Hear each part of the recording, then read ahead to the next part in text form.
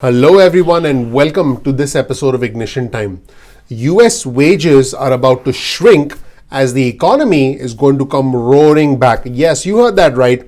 The average wages in the United States are actually going to go down as the economy comes roaring back, as travel starts to reopen, as leisure, as entertainment venues start to reopen. The average wages are going to come down. I'm going to give you all the details in this new episode of Ignition Time. If you want to support the channel, please consider clicking the like button. Please subscribe and enable notifications and tell your friends and family about us. That would mean a lot to me. Let's take a look at this brand new article on your screen from Bloomberg. This is actually pretty surprising. US wages are about to sink in an odd sign of economic recovery. Yeah, think about this for a second.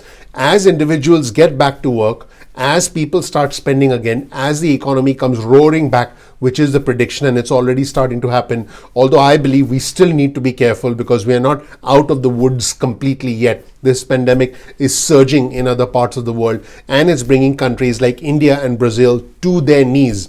So I think we still need to be careful. But in an odd sign of the economic recovery, average wages are about to go down. So why is this happening? This is happening because low paid workers, low income earners are going to return to travel, leisure, entertainment and hospitality. And this is going to bring the average wages down.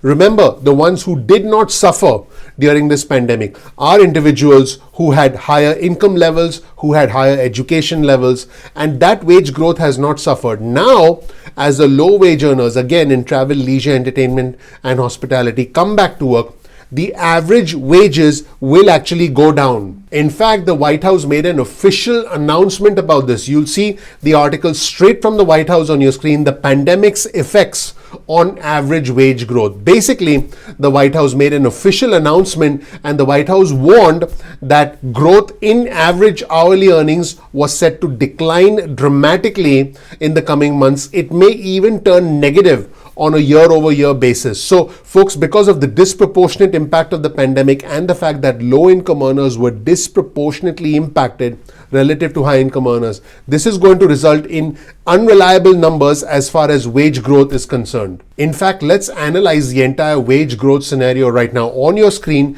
you'll see the computational quirks. This was actually a phrase used by the White House. Computational quirks associated with wage growth. Now, you can see that during the pandemic, you'll see the wage growth during the pandemic in the red color on the right side of your screen. And let's move from left to right. You'll see that consistently when wage growth was down during the last recession, it started to come back up over the years. And during the start of the pandemic, the average wages were high because individuals who had higher education levels, who could work remotely, who had the privilege of just working from home and doing Zoom meetings, while low income earners and low paid workers in travel, leisure, entertainment and hospitality were not earning wages but were dependent on the stimulus checks and unemployment. While these individuals who had higher wages continued to earn money, the average wages actually went up at the start of the pandemic. And now that these low wage earners, low income earners come back into the workforce, the average wages will come down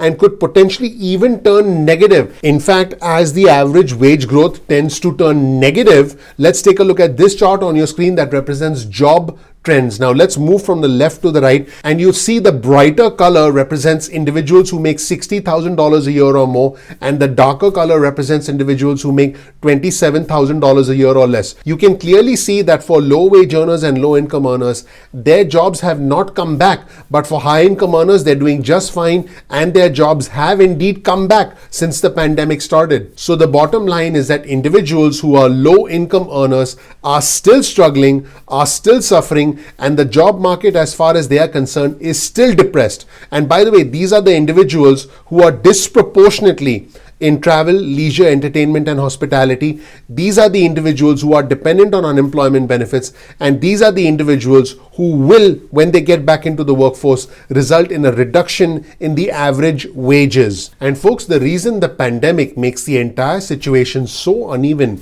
so tragic, is that prior to the pandemic, the low income earners and the middle income earners were actually catching up with the high income earners by way of wage growth. Let's show you this chart on your screen, also from the Bloomberg article, and we'll provide you with a link to this article in the description section below. Let's move from the left to the right as we analyze wage growth and the fact that median wages among those in low skilled work reached the high skilled work pace before the pandemic shifted the playing field. This is incredible. You can start to see that the low skilled workers were actually starting to make more money and were approaching the high skilled workers. On this chart, you'll see the low skilled workers represented in that green line, and you can start to see from 2011 all the way through to the pandemic, they were actually catching up, and you can see that the playing field was being leveled because low skilled workers were finally able to make a decent living wage and were able to overcome the cycle of poverty that you see on your screen right now.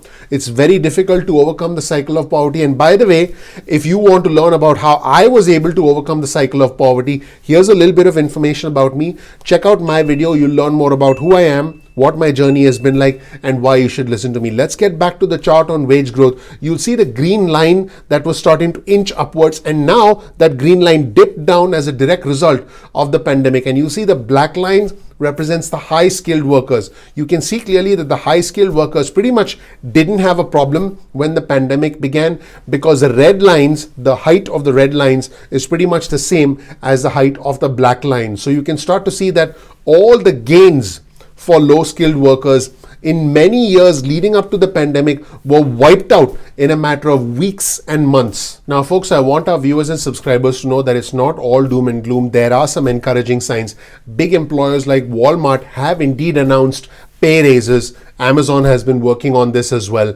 And higher minimum wages did take effect in 20 states at the start of 2021. This is also extremely encouraging. In fact, let's show you this article on your screen from the Economic Policy Institute. 20 states raised their minimum wage on New Year's Day. Federal action is still needed, according to the Economic Policy Institute, at a nationwide level. In fact, let's show you the states that actually raised their minimum wage at the start of this year, at the start of 2021. Now, let's take a closer look at this chart on your screen. Let's start with the states in the light gray color, which still have the federal minimum wage of $7.25. It's been more than 10 years since the federal minimum wage was last raised. The states in the slightly darker gray color represent states where there is no increase in the federal minimum wage, but it is higher than $7.25. And now let's take a look at the different colors. Let's take a look at that dark blue color, which represents an inflation adjusted increase